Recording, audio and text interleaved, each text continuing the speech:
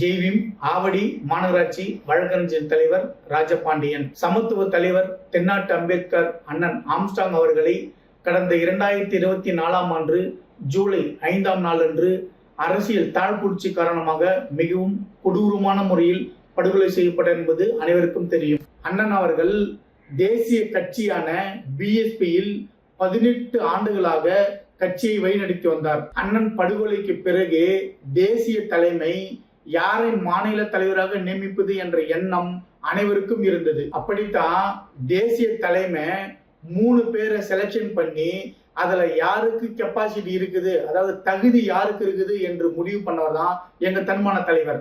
ஏங்க, ஒரு தேசிய கட்சி உத்தரப்பிரதேச மாநிலத்துல 4 முறை ஆட்சி அமைச்சாங்க. நீங்க சொல்லிதான் எங்க தலைவருக்கு பொறுப்பு கொடுத்தாங்களா? வேடிக்கை இல்ல இதை கேட்கறதுக்கு. அண்ணன் இருக்கிற காலத்துல யாரெல்லாம் ஒதுக்கி விட்டாரோ, யாரெல்லாம் கிட்ட கூட சேர்க்கலையோ அவர்களை வைத்துக் கொண்டு பதவி வெறி காரணமாக மாநில தலைமைக்கு எதிராக 18 மாவட்டங்கள்ல கூட்டம் போட்டிருக்கீங்க. நீங்க ஏன் நடத்துனீங்க? மாநிலத்துல குழப்பம் இருக்குதுன்னு சொல்லி மாநில தலைவரை மாத்தலான்னு எண்ணம் பண்ணீங்க. உங்க சுயரூபம் தெரிஞ்சுதான் உங்களையும் உங்களை சார்ந்தவங்களையும் கட்சியில இருந்து எடுத்தாங்க.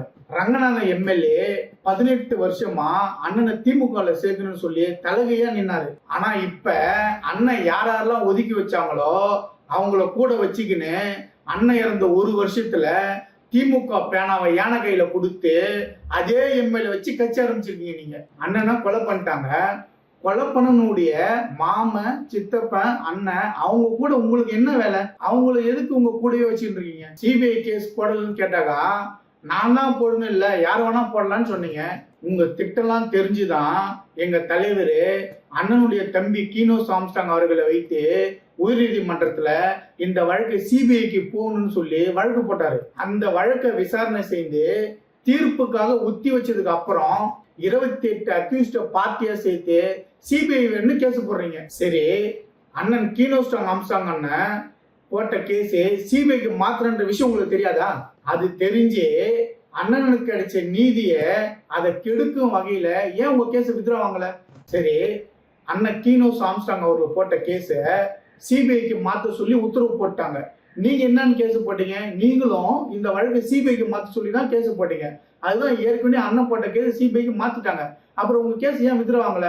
அப்ப உங்க என்ன அண்ணனுக்கு கிடைச்ச நீதியை நீங்க தடுக்கிறீங்க. இந்த சிபிஐ உத்தரவை எதிர்த்து இந்த அரசாங்கம் உச்ச நீதிமன்றத்துல பல லட்சங்கள் சம்பளம் வாங்குற வழக்கறிஞர் அசோக் லோத்தா என்ற சீனியர் வழக்கறிஞரை வைத்துக் கொண்டு 1 முறை இல்ல 2 முறை இல்ல 3 முறை மேல்முறையீடு செய்தாங்க. ஆனா நீங்க என்ன செய்தீங்க? கேரளால ஒரு வழக்கறிஞரை கொண்டு வந்து இடையீட்டு மனு சொல்லி இந்த வழக்கை இடையூறு செய்து அந்த ஜட்ஜை டென்ஷன் ஆக்கி ஸ்டே கொடுக்க வச்சிட்டீங்க. இந்த வழக்கு வரும் ஜனவரி 13ஆம் தேதி விசாரணைக்கு வரும் நிலையில இருக்க.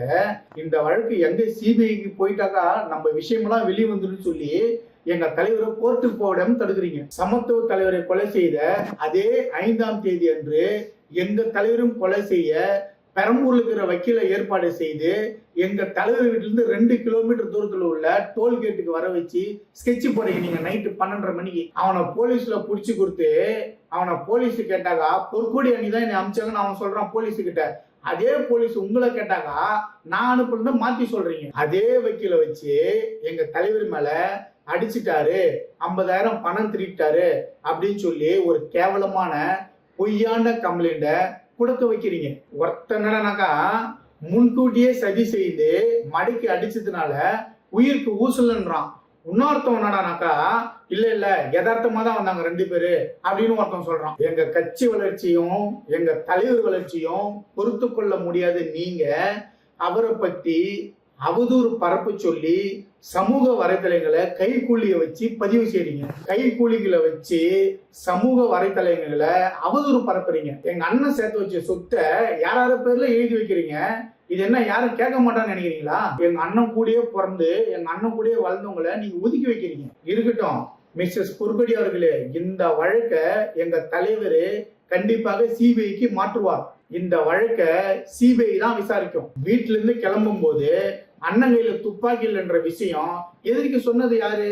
அந்த விஷயமெல்லாம் கூடிய சீக்கிரத்துல வெளிவரும். எங்க சமத்துவ தலைவருக்கு நீதி வாங்கி கொடுக்காம எங்க கட்சி விடாது, எங்க தலைவர் விட மாட்டாரு.